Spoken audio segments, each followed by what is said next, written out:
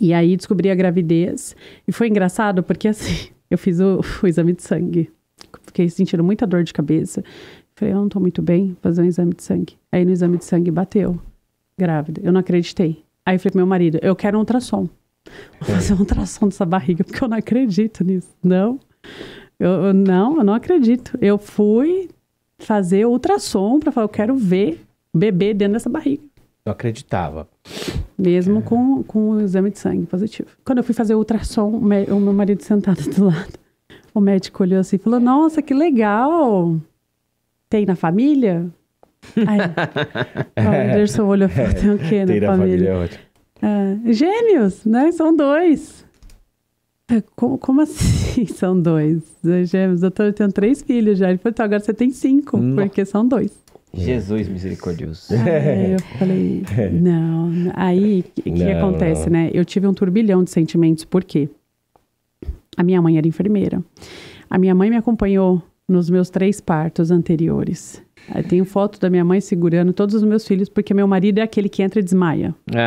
O próprio. Então, ele nunca entrou. Entendi. Então, a minha mãe sempre ficou comigo. Uhum. Então, os meus 3 filhos primeiros, tem a foto da minha mãe segurando eles ao nascer. E aí, eu tava passando por um processo de luto, uma gravidez que não foi programada. E aí, gêmeos, eu falei, meu Deus. Eu com aquela bagunça interna, eu falei, como que eu vou lidar com isso? Eu não tinha nem discernimento para pensar dessa forma que eu tô falando. Como eu vou lidar com isso? Eu só sabia botar para fora. E eu falava pro médico, tem certeza? Ele mostrando, olha aqui. Aí mostrou lá a placenta de baixo, a placenta de cima. E ele falou ainda, digo mais, são 2 meninos, já dava para ver o sexo. Caramba. São 2 meninos. E eu saí, meu marido saiu assim, sabe, calado entrou, calado saiu. E eu saí, eu só chorava. Porque daí eu voltei naquela lembrança, eu falei, putz, como que eu vou passar por uma gestação sem a minha mãe? Uhum. Cara, como? Sozinha, numa cidade que eu não tenho um parente, que eu não tenho mais a minha família mora toda na capital. Como que eu vou passar por isso? Já com os meus problemas emocionais, né? As minhas feridas ali não curadas. E aí ali eu comecei a travar uma luta. Porque daí o próprio médico que fez o ultrassom falou, olha, muito bonito, muito legal, gêmeos, a gente sempre acha uma coisa muito legal, bonita, mas é uma gravidez de extremo risco. Você tá com sobrepeso, né, tem muita gordura, então vou te indicar um médico. O médico que ele me indicou não quis fazer meu pré-natal particular. Caramba. O outro também não quis. Médicos renomados na cidade. Uhum. Até que esse último que não quis falou assim, o único que vai fazer seu pré-natal é o Dr. Fernando Savoy. Aí eu fui atrás do Dr. Fernando Savoy. Aí ele olhava assim, eu sei que o olhar dele falava assim, eu não quero, não quero fazer o pré-natal dela. Aí ele falou, eu vou te ajudar, vou fazer seu pré-natal. E aí fui levando, até que chegou no 7º mês, eu fui fazer o ultrassom de praxe, fazia de 15 em 15 dias. O médico passou o cursor ali na barriga, já logo tirou, mas eu percebi que o cursor já passou direto, já não tinha mais batimento. Na parte de baixo, o Theo ficava na parte de baixo da barriga e o Davi ficava na parte de cima. O Davi era o bebê maior e o Theo era o bebê menor. E aí o médico falou, olha, infelizmente o Theo não tem batimento. A gente vai até fazer um outro procedimento para confirmar tudo, mas olha, aí foi lá, fez o procedimento e falou, infelizmente o Theo não tem mais batimentos. Nossa. Aí eu falei, tá. E agora? Uhum. Aí ele falou, agora daqui pro seu médico. Fui pro Savoy. Aí o doutor ficou assim, eu lembro muito da feição dele, ele ficou até assim, tipo, como que eu vou te falar isso, né? Pra mim e pro meu marido. E ele olhou assim pro meu marido e falou, ó, o negócio é o seguinte, a partir de agora, seu pulmão do Davi não tá formado ainda, nem um pouco. E a partir de agora, a gente vai travar uma luta pra vida da Bruna e do Davi. Porque ela pode deitar e não acordar mais, Anderson. Porque o que acontece? O corpo vai querer expulsar, né, aquele corpo sem vida. Porque não era um feto, ele não era mais considerado feto, ele era um bebê. Então o corpo vai querer expulsar o bebê. E ele não consegue, não tem saída, e o corpo vai forçar e vai sair partículas e pode ter uma infecção generalizada a qualquer momento. Nossa. Do nada. E aí falou, então tá, meu marido falou, vamos fazer uma cesárea agora. Então ele falou, não posso abri-la porque o pulmão do Davi não tá formado. E assim, pela medicina, eu não posso sequer cogitar uma cesárea. Ele não pode nem nascer de 7 meses. A gente vai ter que aguentar 1 mês. Eu falei, mais essa ainda, Senhor, aguentar 1 mês? Ele vai ter que aguentar 1 mês. E aí era todo dia, eu fazia teste de coagulação para ver se o meu corpo não estava entrando com infecção. Todo dia. E aí você um dia tratava assim, seu lado emocional, porque demais. tem que levar isso por 1 mês, sabendo que você tá com um filho dentro do seu ventre, mais um dos filhos sem vida, e você com risco de morte, e o Davi também. Demais. Foi Meu difícil. Deus. Eu falo que foi torturante.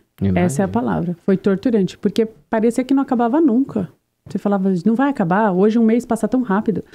E eu ficava assim, Mas não vai parecia uma acabar. eternidade, Isso não vai imagino. acabar. E aí um dia meu pai foi em casa, que foi o feriado de 9 de julho. Ele veio para Rio Claro, eu falei, pai, eu vou pro hospital escutar o batimento do Davi. Eu fiquei traumatizada com a partida do Theo, e aí toda hora eu queria ir escutar o coração do Davi. Porque eu fiquei com medo, né, que acontecesse. E aí fui tomando as injeções para amadurecer o pulmãozinho dele, para que ele conseguisse nascer de 8 meses, né. E aí, nesse dia que eu fui no hospital, cheguei no hospital, a médica olhou assim para mim e falou assim, seu marido tá aí fora? Eu falei, tá. Ela falou assim, eu vou te internar, que você tá com falência renal, certeza. Só ele olhar. Você não tá vendo o tamanho dessas bolas amarelas em volta dos seus olhos? Eu falei, não. E ela falava que tinha manchas, assim, enormes, mas eu não prestei atenção, porque era tanta... A gente desfigura demais nessa época. E aí internei, fiz a urina 24 horas. No outro dia de manhã constatou a falência renal. O rim já tinha parado de funcionar. Aí veio aquele monte de papelada, chama o marido, um monte de termo de responsabilidade, e o papo muito reto. A gente não sabe como que vai ser lá dentro. Não tem garantia de nada. Vamos fazer a cesárea. Aí entrei para fazer a cesárea com a minha tia, a irmã da minha mãe, uma das irmãs da minha mãe. E aí a anestesia demorou até para pegar tudo. Começou. A médica abriu a barriga e tirou o Davi. E o Davi nasceu assim, posso falar, morto, sei lá, sem vida, roxo, preto. Um boneco, a médica balançava, batia, fazia massagem cardíaca e aquela visão horrível, ele mexia pra lá, mexia pra cá, a cabeça jogava igual um boneco sem vida, literalmente. E aí eu olhei aquela situação, nesse momento que ele saiu sem vida, e já tiraram a minha tia da sala, já mandaram a minha tia sair, porque não fica, quando tem uma intercorrência, eles já tiram o acompanhante. Você já imagina que a minha tia já chegou lá fora pro meu marido, já com, né, todo mundo sabia que era arriscado, né? E aí eu fiquei ali durante um tempo paralisada, vendo aquela situação, muito paralisada, olhando, vendo a médica. E parecia assim na minha cabeça, eu olhava, parecia uma cena de filme em câmera lenta, uma eternidade, sabe? Né? Ela fazendo massagem cardíaca e virava, dava tapinha nas costas e nada. Ele não reagia. Roxo. E aí foi onde eu falei que eu virei o rosto. A enfermeira aqui do meu lado o tempo todo segurando a minha mão, muito boazinha, Flávia, nossa. E aí eu falei assim para ela, você me dá licença que eu vou falar com o senhor. Mas eu falei para ela, vou ter um papo reto. Falei para ela, não se espanta não, que é o meu jeito e eu preciso falar com o senhor agora. E aí naquele momento eu falei com o senhor, falei, olha senhor, o senhor me trouxe até aqui. Levou o Theo. Eu aceitei e aceito tudo. Então, ou o senhor me deixa aqui com saúde, porque as máquinas já estavam apitando. Já estava chegando mais médicos dentro da sala. Eu já estava ficando apavorada. Então, assim, eu já entrei num processo de eclâmpsia. Já comecei a ter uma parada no meio do processo e falando com Deus. Falei, ou o senhor deixa ele aqui com vida saudável, ou o senhor me deixa viva e saudável para poder cuidar dos meus filhos. Mas faça alguma coisa agora, Senhor. O Davi respirou. Que bênção. Na hora. Que bênção. Na hora. A médica, eu falo... Instantaneamente. eu falo que tem lágrimas da médica dentro da minha barriga até hoje. Até hoje. Ela chorava muito. Ela chorava demais. Ela chorava muito. Toda a equipe médica. E ela era incrédula, assim, Deus? Não, mas a sala inteira chorava. As enfermeiras, paramentistas, tudo passando a mão no olho, chorando, e aquela fungando. E a médica chorava, ela chorava de soluçar dentro da minha barriga. incrédula, foi a médica que pegou o Davi. Ele respirou. Aí ela veio, cobriu ele, colocou ele do meu lado, falou, mãe, dá um cheirinho nele, dá um cheirinho no seu filho que eu vou correr pra UTI com ele, eu vou entubar ele porque ele tá bem fraco. E ele realmente não conseguia respirar normal, assim, ele tava... É muito estranho isso, bem devagar, sabe? Uma respiração bem espaçada, mas a cor já tinha voltado. A cor veio na hora, sabe? Eu costumo falar que é o fôlego da vida. É o fôlego. A cor dele veio na hora. O menino já ficou branquinho na hora, já veio aquela cor, aquele branco amarelo. E aí, mas aquela respiração bem... Aí ela falou, eu vou correr, dá um cheiro nele. Aí foi, correu.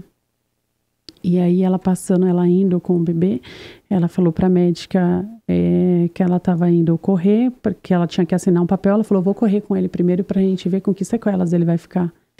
Porque nesse momento todo, foram 9 minutos sem oxigênio no cérebro. Sim. 9 minutos. Hoje em dia, 3 segundos é o suficiente sem oxigênio. O Davi ficou 9 minutos. Lutando ali, 9 minutos. E tá bem. Ele teve um propósito ali pra mostrar pra muita gente ali dentro. Ele foi usado, eu tenho certeza. Porque ela passou pelo meu marido lá fora. E falou pro meu marido que ia ver com que sequelas o meu filho ia ficar, que ele ia ser entubado, porque ele tinha... Ela passou por ele e falou, ele ficou 9 minutos. Ele nasceu parado, ela falou. É semi-morto que eles falam, né? Ele nasceu parado, eu vou ver com que sequelas ele vai ficar. E eu falei assim, tá bom, Senhor, agradeci. Ele respirou, eu falei, obrigado, Senhor, eu entendi o recado. E aí ela tirou o TEL, e aí finalizou a cirurgia, eu fiz a laqueadura, e ela ficou assim, ela ficava me olhando, aquela médica, e ela ficava assim, antes de eu fazer a laqueadura, ela me olhava e falava assim, mesmo sem saber o que vai acontecer, você quer fazer a laqueadura? Mesmo sem saber o que vai ser do Davi? Aí eu olhei pra ela e falei assim, você duvida que ele vai ficar vivo? Ela falou, não, depois do que aconteceu aqui eu não duvido de mais nada. Eu só quero saber se você tem certeza. Eu falei, eu tenho certeza absoluta que, independente de qualquer coisa, foi a minha 4ª gestação e a última, meu corpo já não tem mais estrutura pra isso, né? Tudo cesárea, então nem posso mais. E aí fiz a cirurgia. O Davi foi para UTI, eu também fiquei um dia no CTI, por conta da pressão que não baixava por causa da parada, da eclâmpsia. E aí no outro dia eu fui pro quarto, e a médica veio no outro dia à noite e falou assim, mãe, eu vou ter que descer você lá pra UTI NEL. Aí eu falei, por quê? Porque não era liberado, tá? Eu não podia ir lá. Só o Anderson pôde vê-lo através do vidro. Aí eu falei, por quê? Aconteceu alguma coisa? Já assim, né? Aconteceu alguma coisa? Ela falou assim, aconteceu, aquele menino precisa mamar. Ele não para de chorar. Ele não para de chorar. E a gente vai desentubar ele, vai estubar ele agora, vai ter que tirar ele do tubo, porque ele não para de chorar. E eu só tenho uma conclusão, ele quer mamar. E aí tirou, os médicos foram lá, tiraram ele do tubo. Eu tenho foto dele dando o primeiro mamar pra ele, todo marcadinho do tubo, todo... E tá bem? E aí era isso, tá bem. Tá tem bem. Sequela nenhuma. Nada, ele é um milagre, não tem nada. Foi 2019? 2019. 5, 6 anos. Ele vai fazer 5 agora 5 anos, né? Esse é o Davi? Esse é o Davi. Ah lá. Olha, o milagre. O milagre. Ele ama cheiro, gente. Ele cheira tudo. É bonitinho. Parece meu filho. Ele cheira tudo, ele fica assim, ele vai na Calmapés, ele fica assim, cheiro bom. Ele gosta de cheiro. Ele lembra o Vicente, cara. Ele cheira tudo ele cheira. É super inteligente. Que lindo ele também. E ele é perfeito, só os galos na cabeça, porque assim, nunca vi criança pra cair, viu? Criança, cara. Eu também. Criança, nossa, assim mesmo. Bate a cabeça na mesa toda hora. Cara, esse daí... Mas, Bruna, que história linda. Davi, um beijinho do tio Samuel, do tio André pra você. Viu? E para todos os seus filhos, a sua filha conhecida. Você tem uma menina já de 18, né? Sim, de 18. Isso. A galera toda lá, da família tão linda.